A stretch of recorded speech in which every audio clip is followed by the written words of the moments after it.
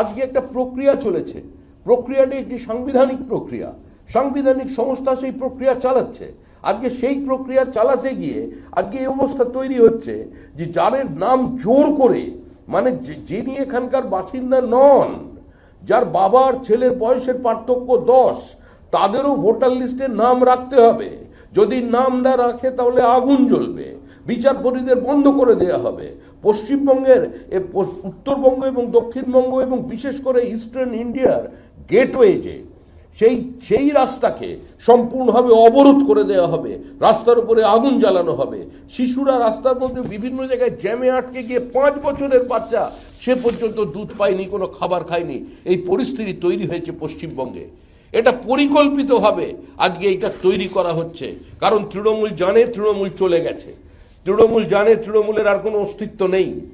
আমি প্রায় 4 দশকের রাজনৈতিক জীবনে কোনোদিন দেখিনি 1984 সালের পরে যে মুখ্যমন্ত্রী মমতা বন্দ্যোপাধ্যায়ের দুর্ভেদ্য দুর্গ ভবানীপুর কেন্দ্রে আজকে যখন আমাদের অমিত শাহ তার যখন র্যালি হচ্ছে, তখন স্বতঃস্ফূর্ত উন্মাদনা মানুষের ওপরে, মানুষ নির্ভয় হয়ে গেছে, মানুষ ভয় মুক্ত হয়ে গেছে।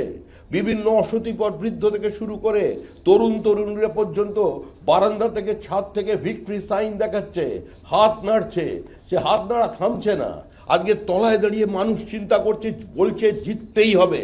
কোথায় বলছে ভবানীপুরে বলছে, কোথায় বলছে হাজরার মোড়ে বলছে, কোথায় বলছে মুখ্যমন্ত্রীর বাড়ির মাত্র কিছু মিটার দূরে রাস্তার উপর দিয়ে যখন গাড়ি যাচ্ছে। আপনারাও সাংবাদিকরা ছিলেন। এই ধরনের উন্মাদনা, এ ধরনের অ্যান্টি ইনকামবেন্সি, এই ধরনের তৃণমূল বিরোধিতা, এ ধরনের মুখ্যমন্ত্রীর বিরোধিতা অতীতে কোনো দিন চোখে পড়েনি। কারণ আজকে পশ্চিমবঙ্গের মানুষ স্থির করে ফেলেছে যে পশ্চিমবঙ্গকে যদি পশ্চিমবঙ্গ বানিয়ে রাখতে হয়, পশ্চিমবঙ্গকে যদি ভারতবর্ষের অঙ্গরাজ্য বানিয়ে রাখতে হয়, তাহলে এই মুহূর্তে তৃণমূল কংগ্রেসের বিদায়ের প্রয়োজন আছে।